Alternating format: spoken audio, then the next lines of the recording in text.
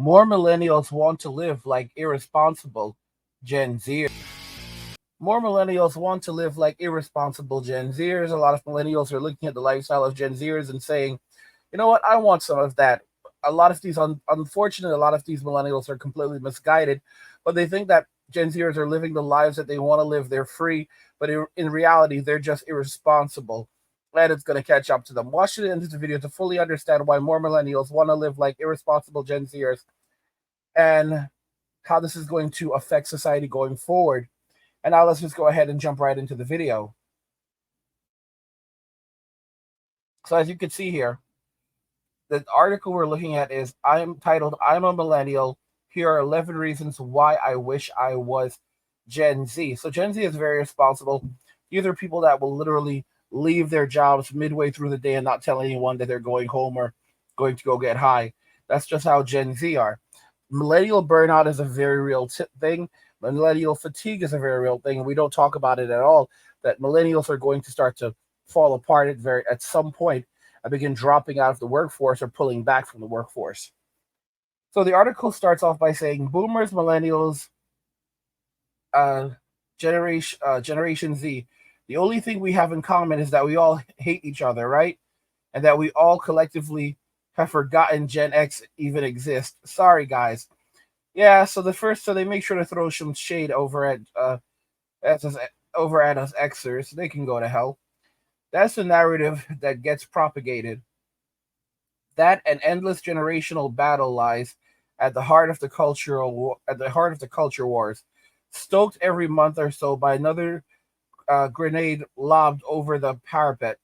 The latest skirmish is firmly between millennials and Gen Z. You'll be walking along thinking everything is fine, only to be hit by a bit of shrapnel. Pow! A 23-year-old bystander points and laughs at your ankle socks decorated with sausage dogs. Boom! A younger colleague rolls their eyes with disdain upon hearing you make another friend's reference. Zap! You get eviscerated by TikTokers for trying to get in on the brat summer trend when it's clear you have only the sketchiest grasp of the concept.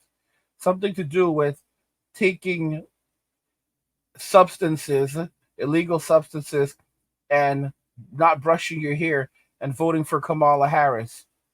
From surface level nonsense, style of jeans, opinions on brunch to deeper differences, work ethic, and identity politics, there are many issues that divide us. But as a millennial who has spent the past 15 years hearing my generation were snowflakes whose penchant for avocado on toast was to blame for the world's economic problems, I have sympathy for our younger counterparts. While our while our pro, profligate prolificate ways were branded the root of all evil and the cause behind our inability to afford houses costing 10 times our salaries, Gen Z's more frugal approach has seen them condemned for killing the club and pub scene.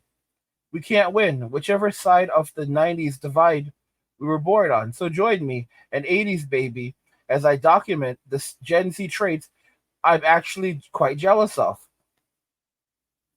Astrology Chat. This is such a Pisces thing to say. This was a Gen Z's response to my assertion that I didn't really believe in star signs, and it's quite possibly the perfect comeback. I still think it's a load of cobblers, but I have a curious envy for the way that people in their 20s can chat for hours about birth charts and rising signs, what the moon is up to at any given moment. These people are delusional. These people are delusional, and Gen Z is increasingly wrapped up in witchcraft. Astrology seems to make the most fertile of small talk while simultaneously providing the answers to life's big questions. Why didn't that relationship work out? Mercury was in the retrograde. Why didn't you get that job? The planetary alignments were off. Why can you never find a parking space? You were born under a wolf moon on a Tuesday at 4:02 a.m. while Venus was doing something kinky with Saturn behind the bike sheds. It's the perfect way to pretend The roiling chaos of the universe makes some kind of sense. Therapy speak. In my day, when a man was being a commitment phobic, Mr. Big style enigma, friends passed around tattered copies of the rules, and he's just not that into you, reminded each other to play hard to get, but easy to be with, and endorsed the inevitable slide into insanity when you pretended to be breezy while desperately waiting for him to call. These days, I overhear younger colleagues talk about attachment styles. He's classic avoidant. That's why he's pulling away. Internal family systems. His inner child is terrified of being abandoned.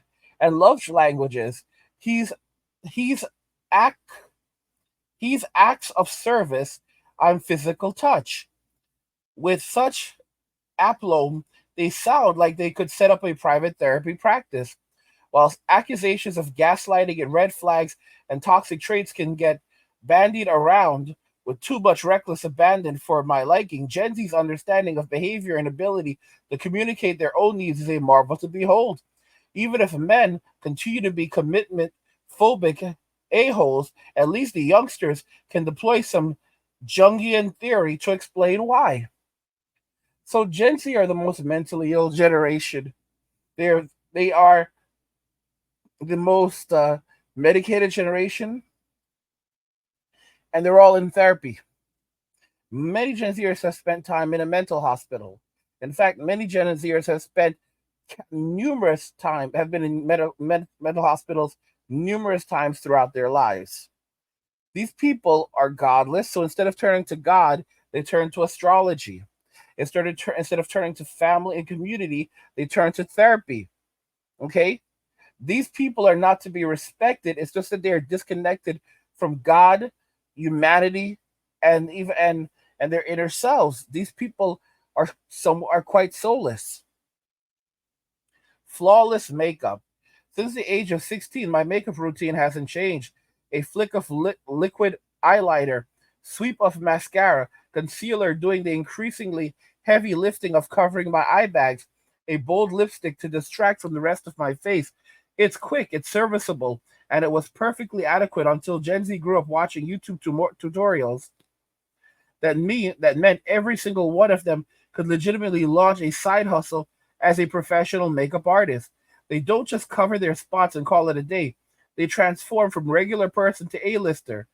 They look more done than I did at my sister's wedding. There are layers and contours and ersatz, cheekbones created by products I've never even heard of, all finished off with a polished, dewy glow. I feel like I brought a knife to a gunfight. Yeah, this is one of the reasons why Gen Z is also aging rapidly. Makeup ages you. I remember years ago when I watched an episode of Full House, and there was this episode where DJ was like in middle school, I believe, and she ended up putting on makeup, and you know, she ended up looking ridiculous. And then basically on Becky explained to her that the concept of makeup is not to hide yourself, but rather to make it look like you're not wearing any makeup at all. To be very clear, makeup ages people, it ages women. This is the reason why Gen Z is aging so rapidly. When I was growing up, most girls did not wear a lot of makeup. Okay? Like literally it was maybe it was like it was like lip gloss, a little bit of lip. Like I know what they used to do, a little bit of lip gloss, and you know, very small amounts of makeup. They did not wear this amount of makeup. They couldn't wear this amount of makeup. All right, it was really simple stuff, and they still looked young. They had to at least look, someone like themselves when they took off the makeup. It was small stuff. If a girl washed her face, usually she would still look like herself. Today, it's completely different. It's a whole different person. Whole different person. This is one of the reasons why Gen Z is aging so poorly because of all the makeup that they use. By age 13, they're covered in makeup. They eat junk food every day, and then you wonder why they're not doing well, why things aren't going so well for them. Like seriously, we need a wake up call. Beautiful boundaries. To have boundaries, to be able to clock off at 4:59, refuse to respond to urgent messages, or pick up the phone to your boss because it's out of hours. Explain that Explain that you didn't complete your project on time because the stress was impacting your mental health, all without the merest whisper of guilty conscience. It is a concept as alien to millennials as swapping out our skinny jeans for denim without elastane. Better yet is the creeping Gen Z tendency to use boundaries as a shorthand for avoiding anything overtly onerous or unpleasant. Don't fancy hanging out with that friend going through a rough patch who keeps ruining the vibe by crying? Don't. Boundaries. Not keen to stay late at work to hit your deadline? Don't. Boundaries. Too tired to have that awkward breakup chat with your new boy? Don't sweat it. Boundaries. Just send an emoji. It's just send an emoji instead.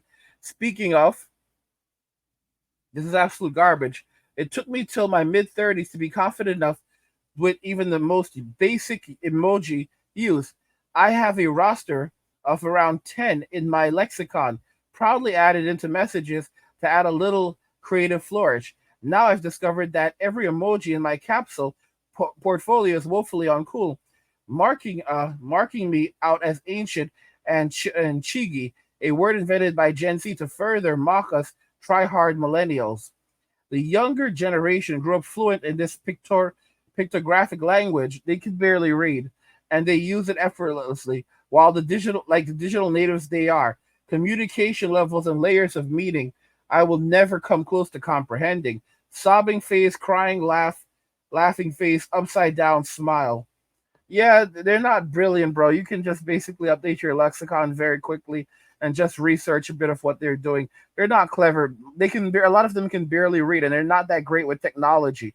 They're not good at communicating because they basically sit around on their phones all day. They can't have a face to face conversation with one another, and they're extremely irresponsible. If you have a job to do and you simply just don't feel like it, you get burnt out regularly, so you just pick up and walk out of work midway through the day and don't tell anyone you're leaving. That's extremely irresponsible. Okay? This puts people at risk. And the fact that you have millennials that are they are idolizing godless Gen Zers who don't believe in God, don't want to have anything to do with God, don't do not their methods of communication is by avoiding communication. Oh, don't want to have to deal with a breakup? You don't. Boundaries. Don't want to tell your boss that this job is not working out for you and quit up front? Oh, don't. Boundaries. Let them figure it out for themselves. You know, guys, this is basically dodging responsibility and not refusing to do adulthood, refusing to do life. And many of these people are just living off their parents. They're depending on their parents to subsidize their living. When you don't have mommy or daddy anymore to keep a roof over your head, to put food in your belly, to catch you if you fall, it changes. Gen Z are extremely responsible, but it's not going to last forever. They're not always going to have their parents to fall back on. They're not always going to have men to use to subsidize their living. The state is broke and they're not going to be able to live off the state. They think they are. They think that we're going to have a great era of socialism ushered in. It's a whole joke. Life is hard. And I'm telling you right now, a lot of Gen Xers see it. And Gen X is planning a takeover. Gen X is going to take full advantage of hard times. Where people see hard times, Gen X sees opportunity, while Gen Z basically just wants to sleep, pass, pass gas and play video games. Guys, it's not going to happen. It's not going to work out. Millennials need to stop idolizing these individuals. Gen Z is heading down a path of destruction and destitution, and their future is not bright. Many of them are aging so rapidly that for the average Gen Zer, the middle age is right around 15 to 25, based on who you ask. This is why I said many will not see 30. All right, this is a sad reality because of the poor decisions and poor lifestyle of Gen Zers. By the way, guys, if you're enjoying the content, subscribe to our newsletter for my personal thoughts, insights, and a free copy of my ebook, The Blueprint for Escaping the Rat Race. Click the link in the description to get your free copy.